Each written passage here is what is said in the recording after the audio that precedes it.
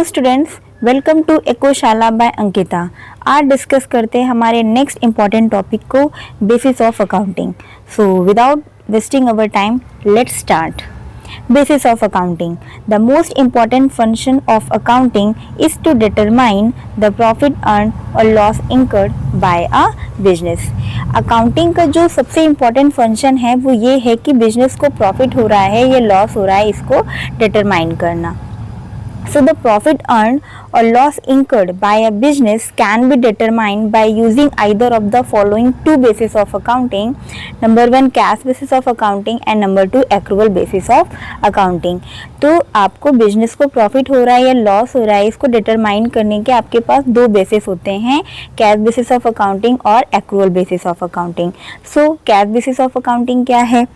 So cash basis of accounting is a system in which transactions are recorded when cash is received or paid. It means cash basis of accounting एक ऐसा system है जिसमें transaction तभी record किए जाते हैं जब cash receive होती है या पे की जाती है।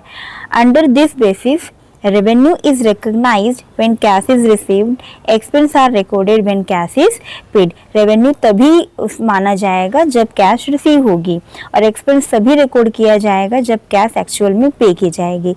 इसको समझते हैं, इसका मीन्स क्या हुआ। कैश बेसिस ऑफ अकाउंटिंग के नाम में ही कैश छिपा हुआ है।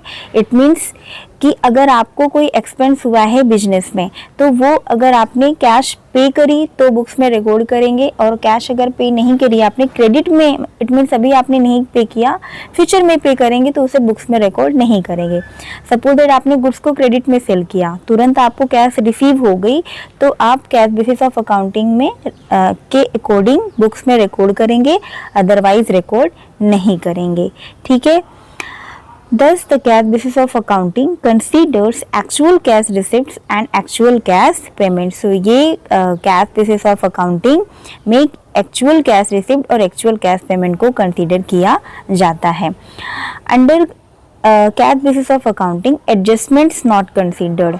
Under the cash basis of accounting, the following adjustments are not considered. Number one, outstanding expense. Number two, prepaid expense. Number three, accrued income. And number four, income received in advance. Cash basis of accounting में ये 4 adjustments को consider नहीं किया जाता। पहले ये होते क्या हैं? आउटस्टैंडिंग एक्सपेंस का मतलब ये होता है कि कोई भी एक्सपेंस हो चुका है। हमारा जो अकाउंटिंग ईयर होता है वो अप्रैल टू मार्च चलता है। ठीक है।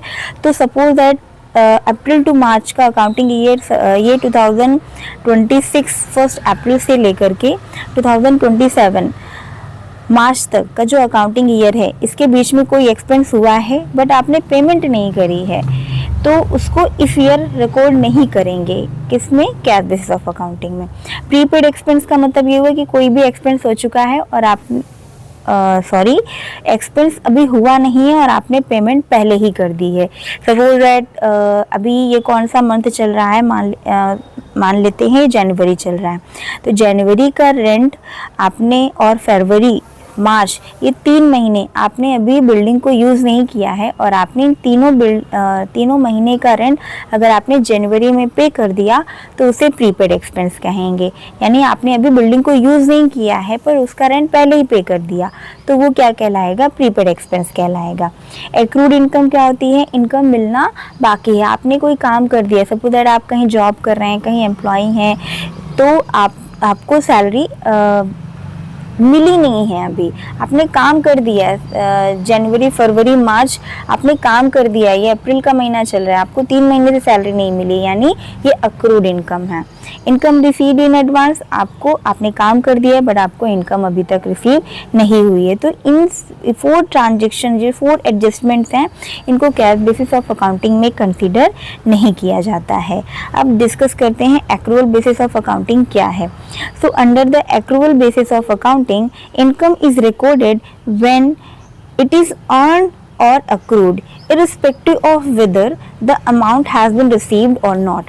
इस बेसिस ऑफ अकाउंटिंग में इनकम को अगर अर्न हो गई है या अक्रूड है तो उसे रिकॉर्ड किया जाएगा, भले ही आपको पैसा मिला हो या ना मिला हो। सिंपल सी बात है, कोई भी इनकम अगर उस अकाउंटिंग ईयर की है, भले ही आपको कैश मिला हो या ना मिला हो, पर वो अगर उस अकाउंटिंग ईयर की है तो उसे बुक्स में रिकॉर्ड किया जाता है।